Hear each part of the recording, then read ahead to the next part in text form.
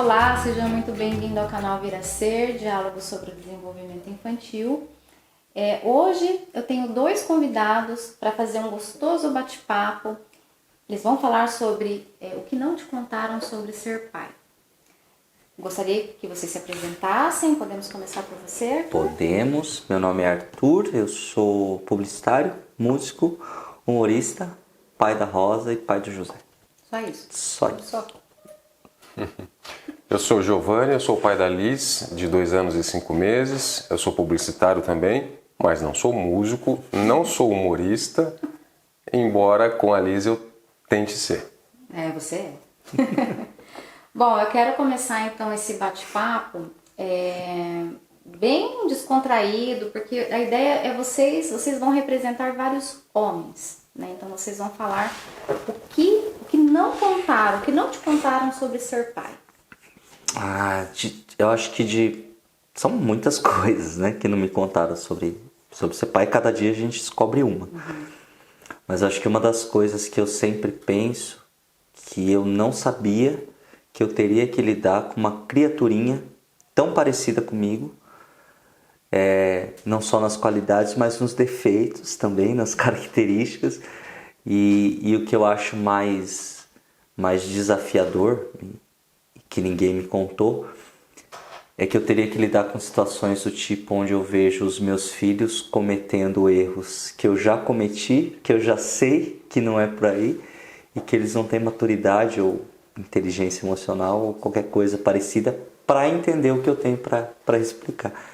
Então eu acho que uma das coisas bem desafiadoras assim, foi quando eu descobri que não adianta nada em algumas situações da vida eu saber mais do que eles, porque talvez eu não vou ter como passar isso para eles. Acho que é uma das coisas assim que eu penso que são mais assustadoras, assim, por enquanto, para mim. Você consegue pensar em algum exemplo? Consigo. Por exemplo, eu sou ansioso. Também não me falaram que os filhos repetem o comportamento dos pais de uma forma tão exagerada. Assim. Eu sou uma pessoa muito ansiosa. Também não me contaram que se eu quiser curar um filho meu primeiro, eu tenho que me curar obrigatoriamente. Isso é uma coisa muito séria. Mas um exemplo seria, eu sou um cara muito ansioso, só que eu sei dialogar com a minha ansiedade. Eu sei até que ponto eu posso ir, eu sei que ponto eu preciso parar para descansar e recalcular minhas rotas. Os meus filhos não. O José não. Então eu vejo ele cometendo fazendo algumas coisas típicas de uma pessoa ansiosa, que eu sei como parar em mim. Mas aí com ele eu tenho que agir de outra forma, com outro tipo de discernimento, de compaixão. E às vezes eu também estou ansioso. Então tá os dois ansiosos. Uau. E aí o que acontece? Aí a gente briga, ou a gente se desentende. E aí, aí às vezes nenhum dos dois está vendo o que está acontecendo, quem consegue ver é a minha esposa. Então são vários desafios, assim. Acho que esse é um dos maiores, por enquanto. E você, Giovanni? Eu fui pai já não muito novo. E sempre os amigos já tinham filhos e todos comentavam: filho é muito bom ter filho, é bacana, vai mudar sua vida, vai ser outra pessoa, você vai ser outra pessoa. É um amor incondicional, é uma dedicação extrema, é muito bom, enfim. Eu sempre achei que havia um romantismo por trás disso. Eu achava um pouco exagerado, eu achava que era meio que um padrão que existia e no final a Liz chegou e não era romantismo. Realmente é muito forte, mudou muita coisa. Eu mudei demais. Do momento em que ela saiu da barriga da mãe, ela já veio para o meu colo e eu acho que ela está no meu colo até agora, falando. É uma vontade de cuidar, é uma vontade de estar junto, é uma vontade de brincar, é uma vontade de fazer rir.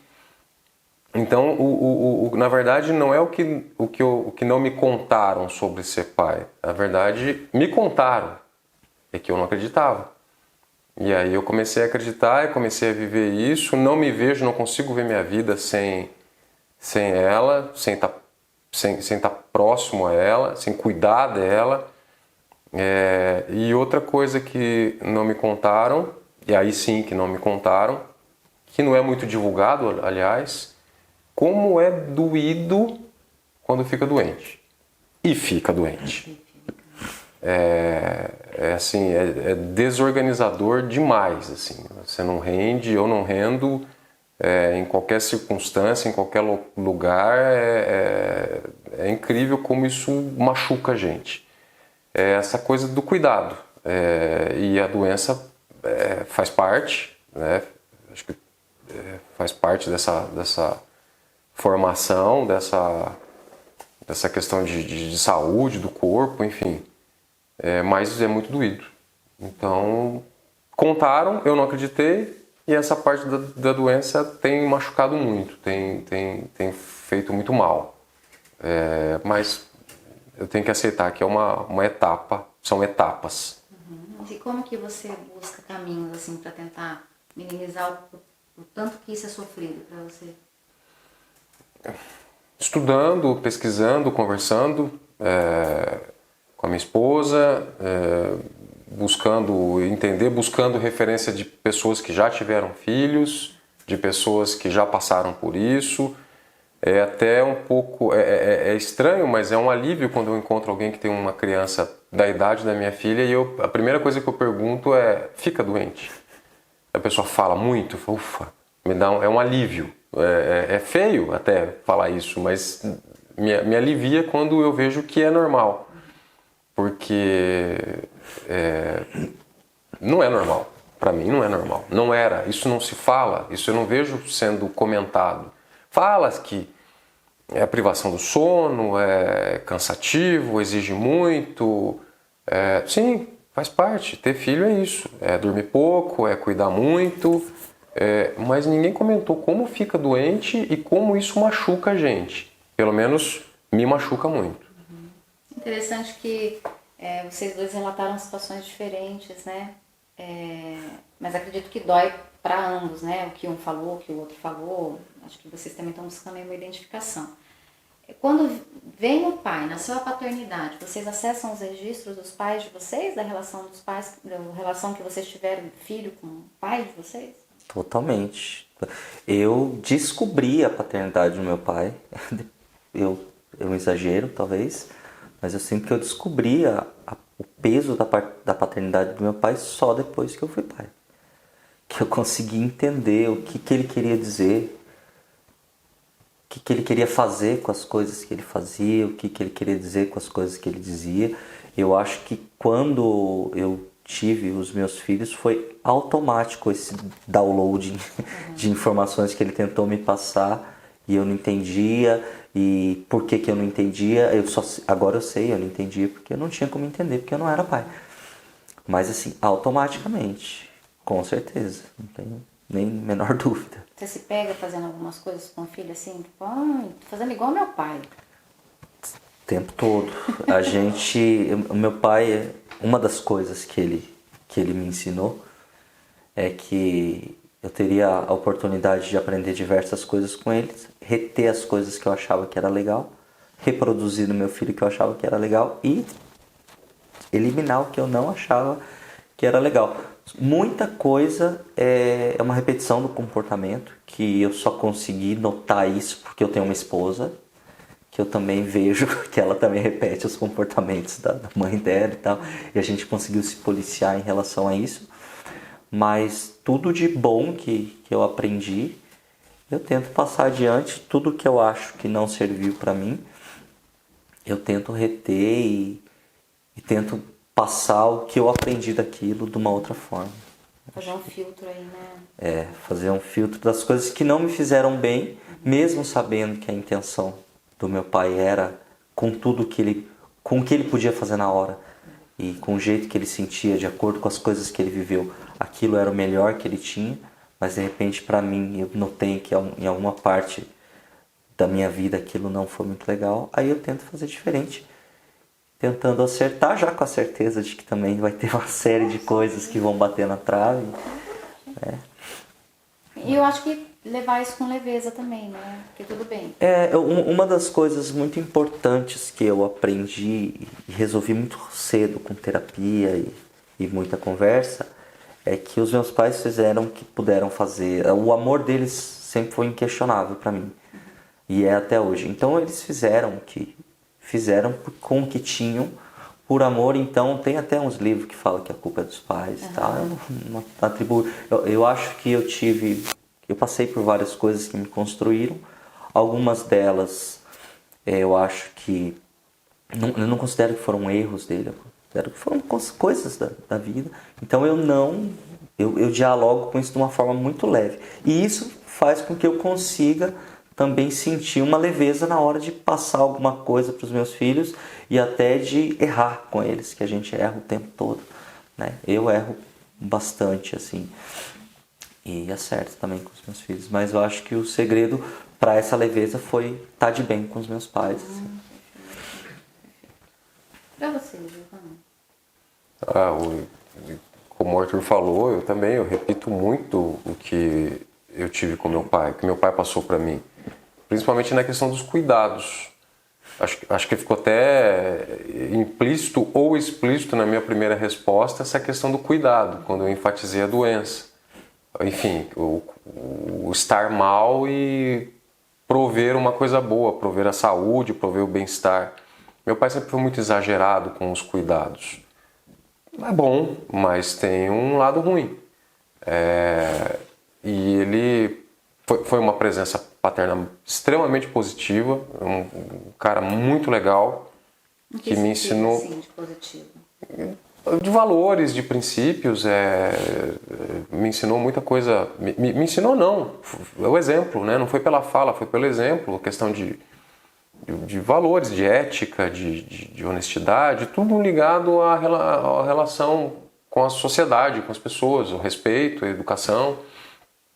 Mas em compensação, sem ele perceber, ele acabou produzindo, ajudando a produzir um sentimento muito conflituoso com o trabalho, com as coisas sérias da vida adulta, com o trabalho e com tudo aquilo que gira em torno dele.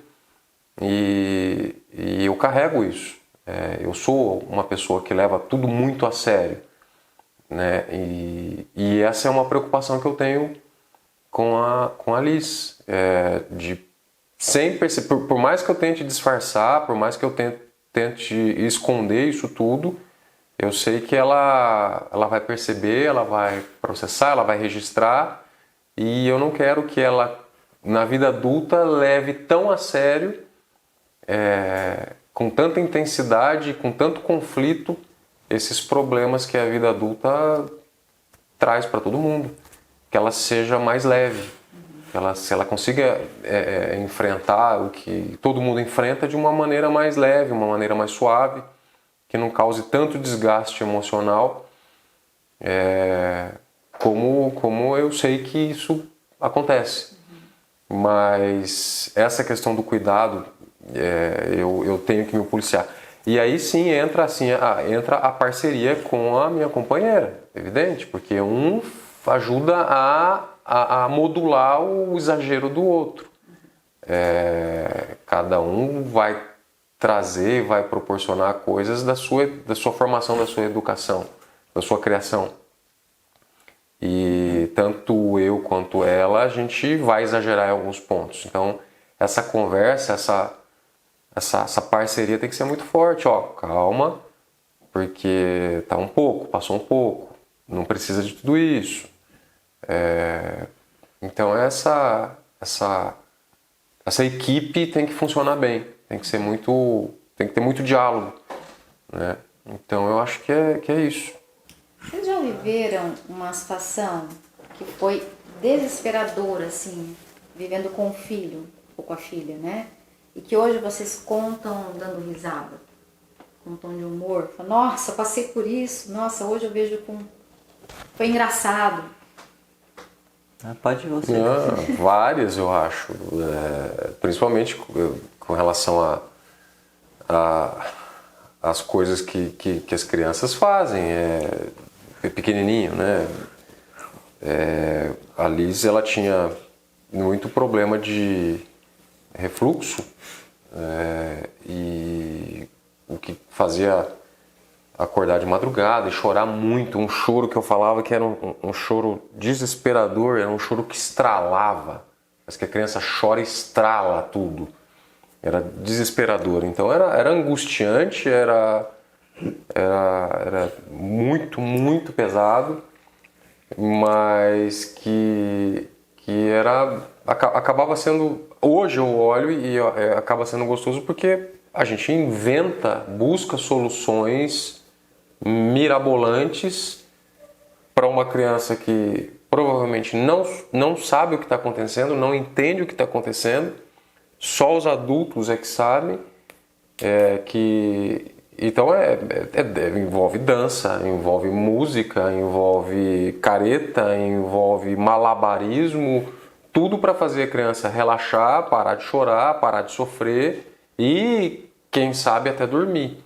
Então, foram vários episódios, eu não consigo precisar nenhum, mas alguns que, para fazer comer, na parte da introdução alimentar, são danças étnicas que não tem como descrever. Assim, se isso caísse, se algum conhecido, alguma pessoa visse o que eu fazia para que ela parasse de chorar ou para que ela comesse, automaticamente eu perderia toda a dignidade e que seria muito difícil de recuperar depois. Mas é engraçado agora, mas foi muito, muito sofrido quando aconteceu. E ela parava de chorar? Parava, dormia, às vezes não parava, às vezes eu era atingido por um jato de vômito, o que não deixava de ser engraçado, embora desesperador, mas e isso até hoje acontece. Ela com 2 anos e quase 2 anos e meio ainda acontece, não o refluxo, ainda bem, mas outras situações que são desesperadoras, mas que 15 minutos depois se tornam cômicas. E eu acho que isso vai durar para sempre. E que bom. Como eu acho que talvez a Ariano Suassuna que fala, tudo que é ruim de passar é bom de contar. Então é isso, é bem verdade isso. Eu lembrei uma coisa que não é fofa, igual a do Giovanni, que talvez seja impublicável, mas eu vou te contar. Você está falando dessas coisas que na hora foi terrível, mas depois virou um conto do Ariano Suassuna bom de se contar. José está com 7 anos. Às vezes a gente esquece que as crianças já cresceram.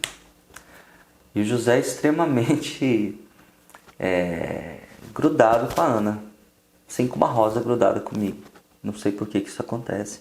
Por que o pai tem um negócio com a filha aí. E o José tem muito ciúme de mim. Eu chego perto da minha esposa, ele sempre tenta atrapalhar. De algum jeito, ele sente que tem alguma coisa ali e ele quer atrapalhar. Então eu chego do serviço, a gente senta no sofá para assistir um pouco de TV, a Ana pega na minha mão, ele senta no meio. Um dia, a Ana pegou na minha mão, ele sentou no meio e ela falou: Jô, deixa eu amar teu pai, vai brincar. Aí o José virou para ela e falou: quer fazer amor, fica pelado e vai no quarto. Aí a gente falou, a Ana Clara quase desmaiou. Eu pensei, meu Deus, preciso cortar celular.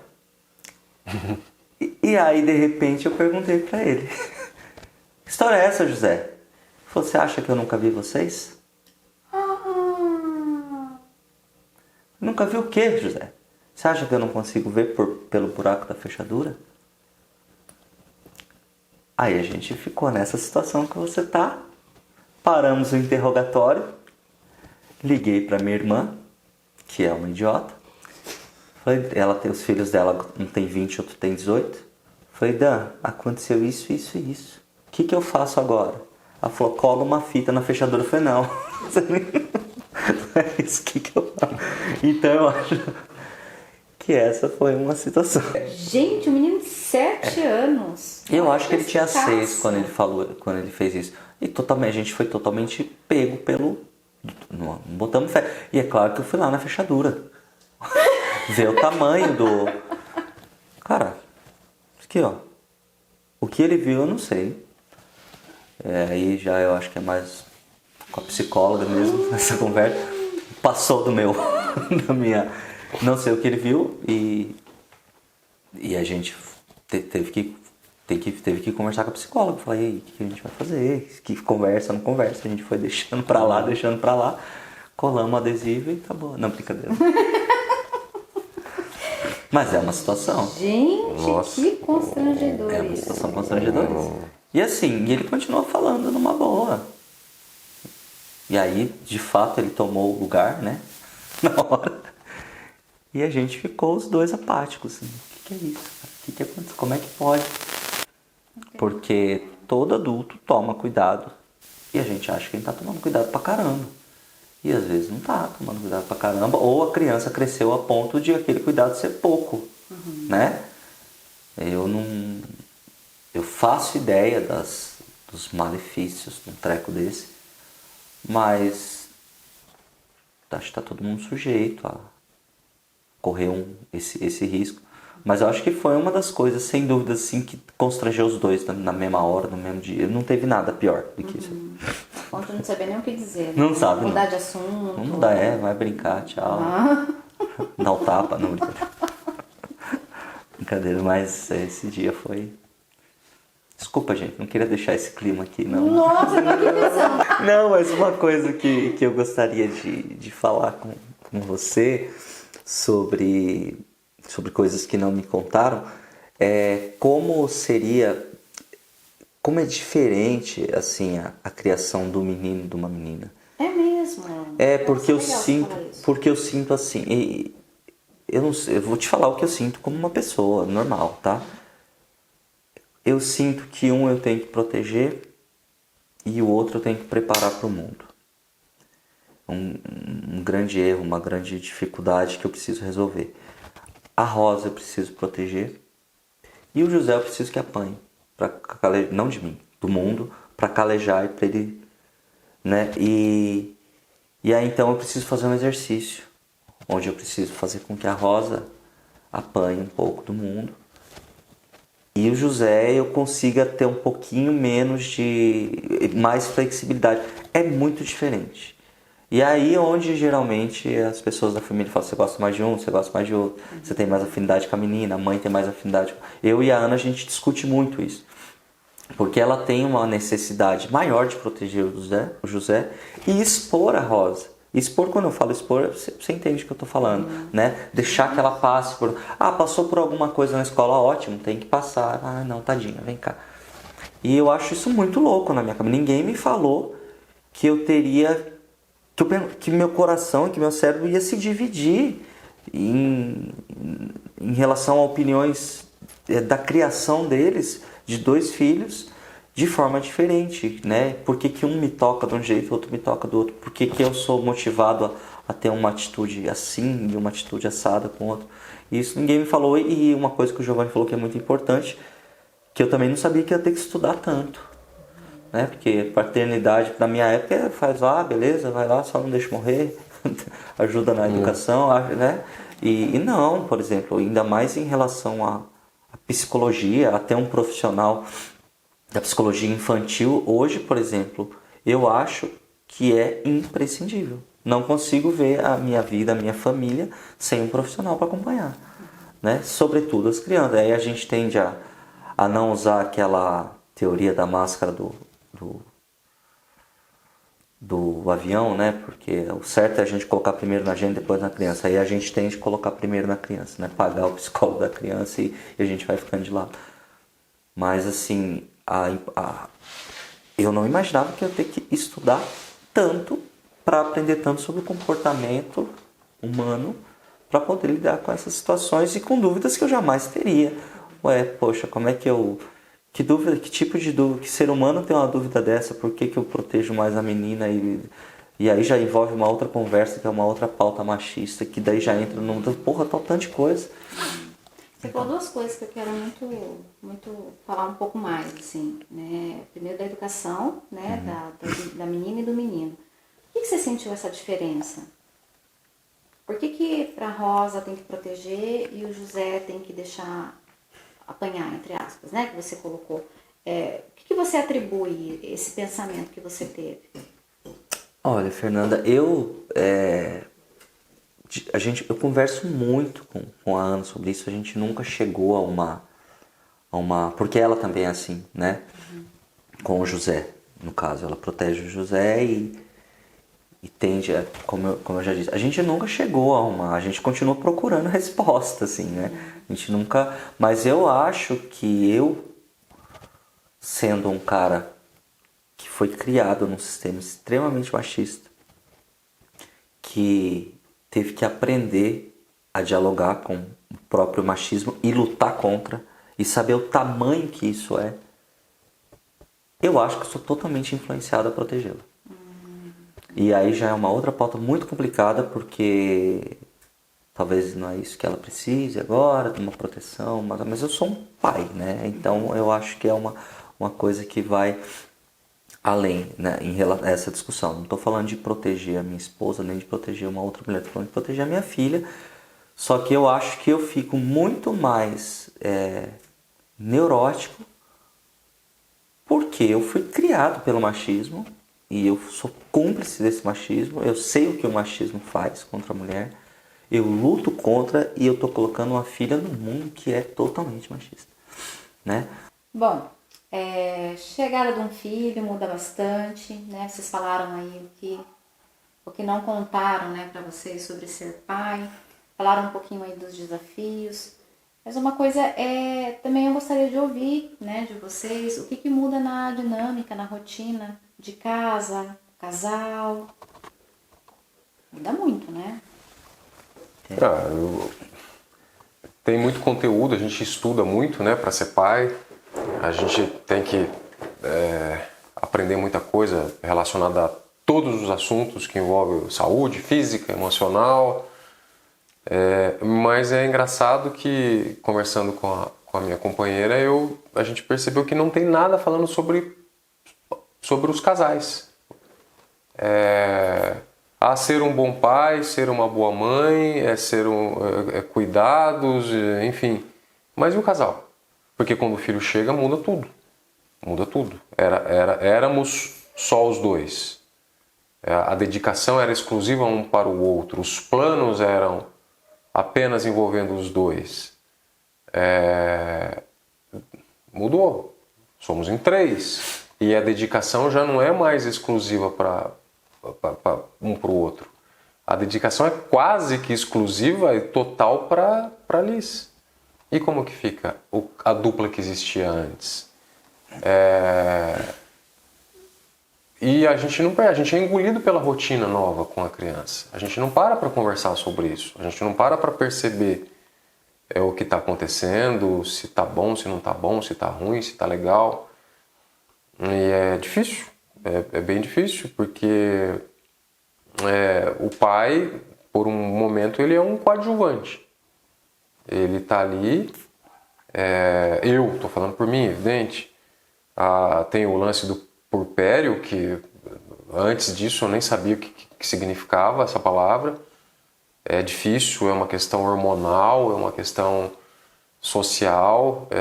Então o pai, ele é um coadjuvante, ele está ali a prontidão para as duas, no meu caso as duas.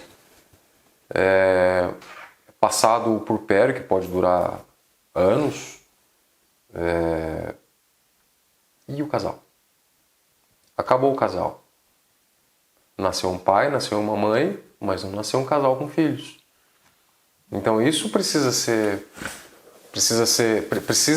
existir conteúdo, a gente precisa ver conteúdo, criar conteúdo, falar sobre isso. Porque para ser um bom pai, para ser uma boa mãe, precisa ser um bom casal. Precisa ser um bom marido, uma boa esposa. ligados, em sintonia, para justamente fazer aquilo que eu comentei antes, de um modular o outro quando existe um excesso, quando existe uma falha, quando existe uma ausência, quando precisa ser modulado, para que se chegue num equilíbrio. A virtude está no meio. Eu conheci a Ana, já tinha a Rosa. E quando a gente foi morar junto, já tinha o José. Então, na verdade, eu não casei com ela. Eu casei com ela, com a Rosa, com o José. E ela não casou com ela. Ela casou comigo, com a Rosa, com o José.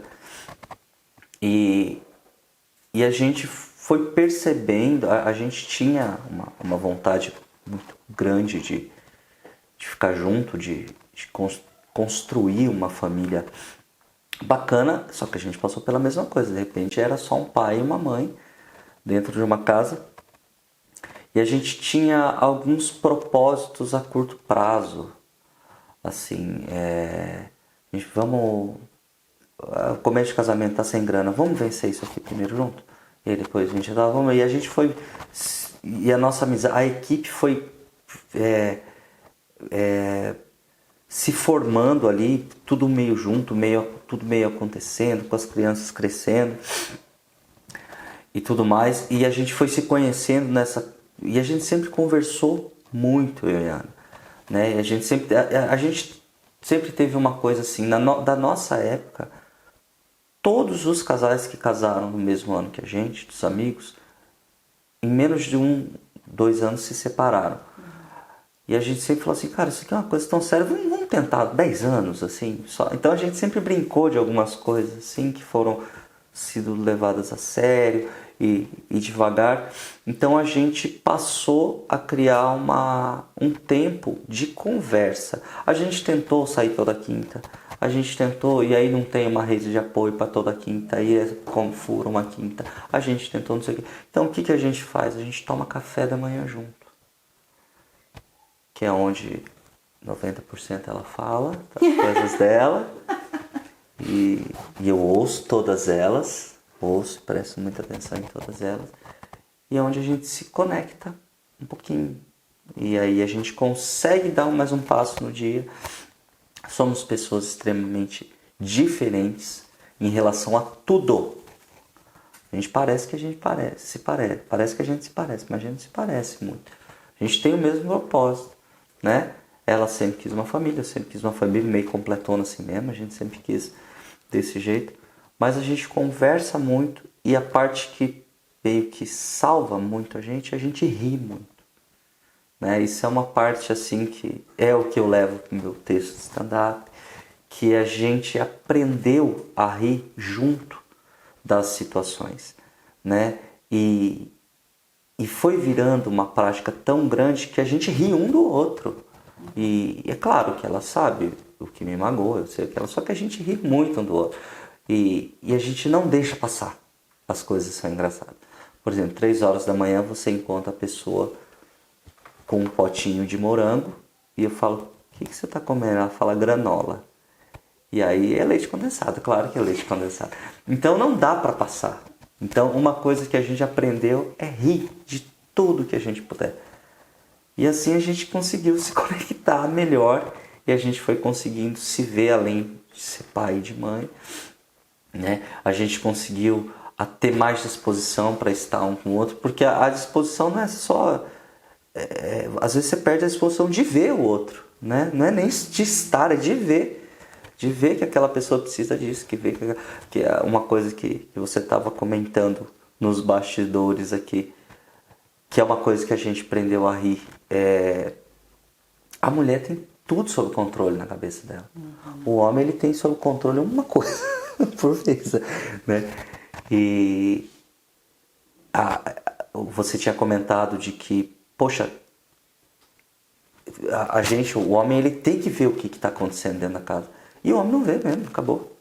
Então a gente tem 2 opções: brigar, se divertir com isso e criar pílulas pequenas de mudança de comportamento, que é o que a gente faz lá. Por exemplo, lá em casa, a mesa, quem arruma sou eu. E quem tira o lixo sou eu. Igual um gambá neurótico. Então, cochilou, eu tô arrumando a mesa. Então, antes era, você não vai arrumar a mesa? Então pronto, a mesa e o lixo já tá arrumado. Recolher roupa também sou eu. Então devagarzinho, e aí coloca uma coisa, outras vezes falha uma. Mas devagarzinho a gente vai se alinhando e tentando suprir, porque é muito diferente. O jeito que a mulher vê é muito mais completo, muito mais robusto o sistema de controle da vida, né? Do homem não. Não sei porquê, não sei qual, se é fisiológico ou comportamental, mas o homem não. Então o que a gente fez para conseguir se conectar é uma empatia da comédia, que eu acho, sabe? Que a gente se coloca no lugar do outro no ridículo. E beleza. Vamos pra cima. Acho que estar disponível, né, Arthur? sim.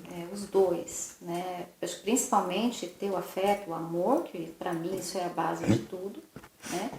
E estar disponível para isso, né? Vocês, não sei porquê também, vocês têm essa visão limitada das coisas que tem que fazer em casa?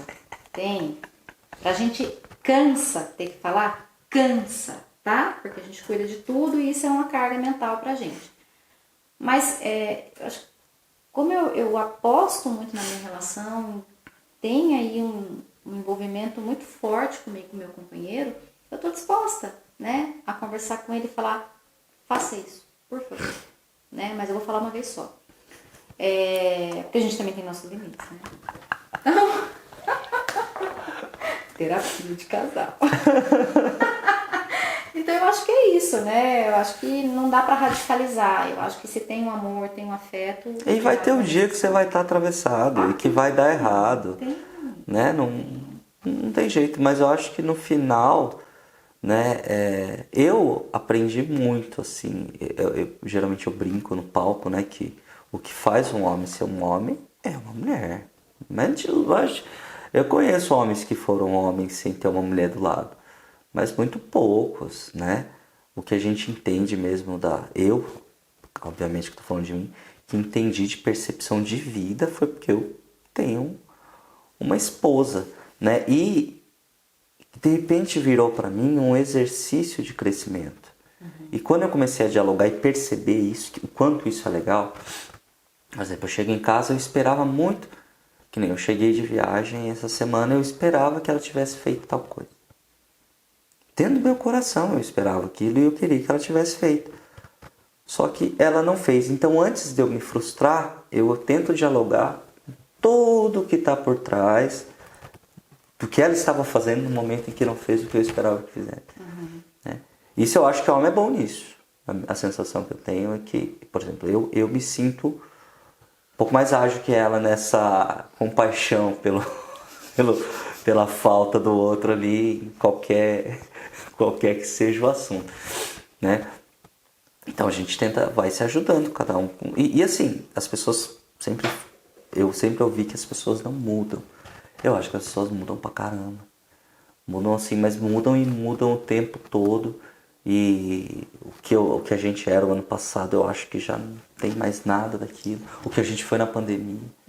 Poxa, na pandemia foi aquela loucura toda. E a gente passou. Né? A gente também sempre teve essas brincadeiras de desafio, sabe? Então vai ter uma pandemia. Então, deixa passar. Vamos ver se der certo na pandemia, beleza. Senão a gente separa depois da pandemia. Sabe? A gente sempre brincou com essas coisas.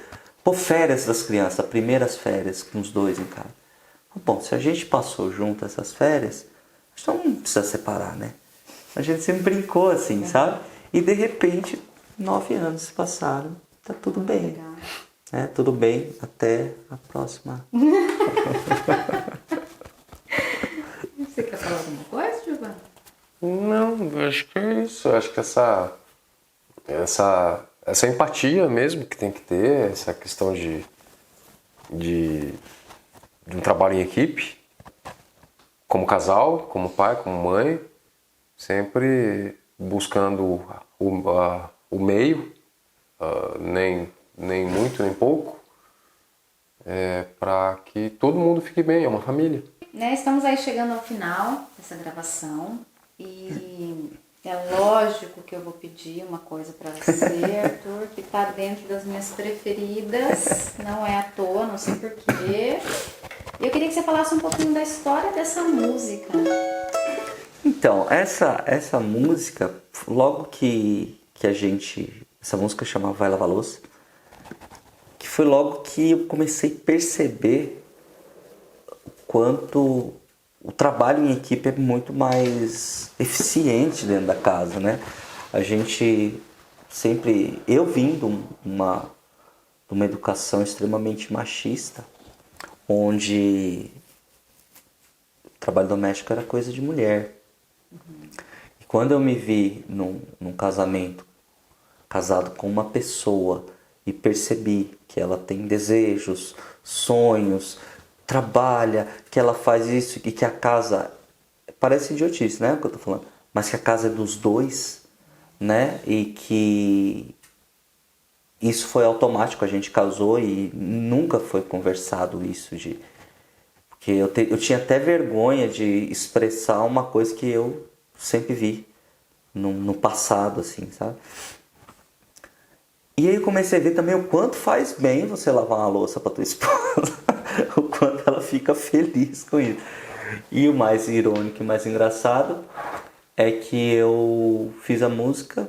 A música, na verdade, na época que eu fiz a música, eu me apresentava com um amigo. E o meu amigo falou, cara, você não vai acreditar, meu casamento tá muito ruim. Eu chego em casa, minha esposa finge que ela finge que tá dormindo. Eu falei, caraca, ela pra fugir de mim, ela finge que tá dormindo. Aí eu chego lá, cara, cheio de louça na pia. Aí eu falei, pois é. Aí eu falei pra ele, então eu acho, sabe o que você devia fazer? Lavar a louça. E no dia seguinte você chega pra ver se ela fingiu que tá dormindo. E aí achei super engraçado, contei pra Ana, escrevi a música. Obviamente que a hora que eu terminei de cantar, a Ana falou, muito boa, mas você tem que começar a praticar mais. Foi isso. Então essa é pra todos os homens.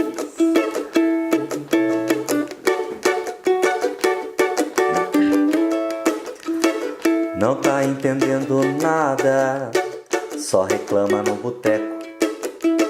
A mulher dele tá ligada, não cai mais o seu chaveco.